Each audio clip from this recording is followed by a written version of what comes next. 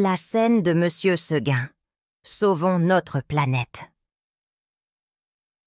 Monsieur Seguin avait une scène qu'il avait adoptée toute petite, car elle n'avait ni père, ni mère, pensait-il.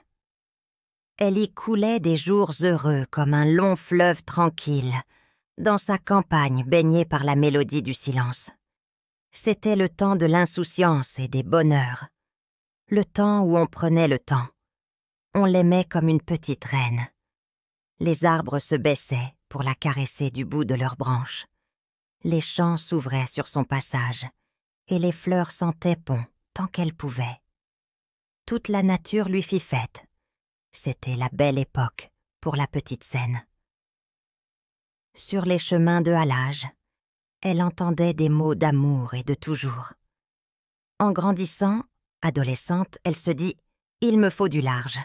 Je vais bondir pour embrasser Paris, comme une petite princesse qui va danser un rêve, comme une mariée dans son voile d'écume blanche. » Profitant que Monsieur Seguin était parti au village faire des courses, la petite Seine fit une échappée pour s'étourdir dans la grande ville, loin, très loin de Monsieur Seguin, filant place de l'étoile du berger ou du bonheur. Elle ne savait plus.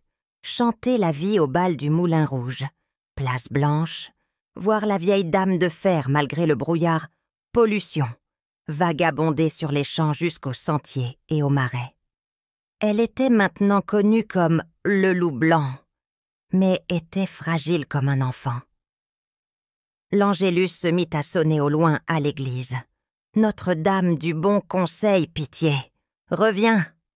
priait Monsieur Seguin. Mais la petite Seine était devenue sourde, suite à la pollution sonore de la circulation. Un chauffard sans permis l'écrasa en prenant la fuite devant la Comédie Française.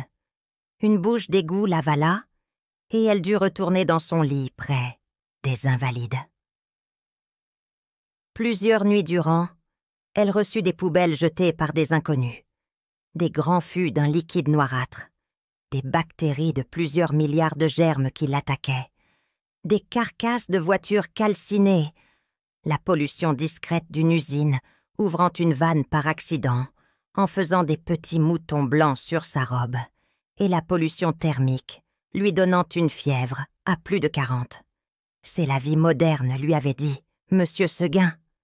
La petite Seine était très sale, gluante, malade. Elle se dit « Pourvu que je tienne jusqu'à l'aube ».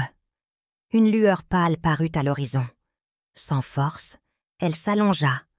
Alors, en ce jour de grosse canicule, le soleil se leva sur elle, la dévora de ses rayons, et toute de suite, sans un cri, elle mourut en silence, la petite Seine de Monsieur Seguin. Au cimetière, elle fut enterrée à côté de son père, la chaise, et de sa mère, la Seine internationale, avec une plaque sur la tombe. Repose en paix comme toutes les Seines du monde. Texte de Jean-Marie Roussière.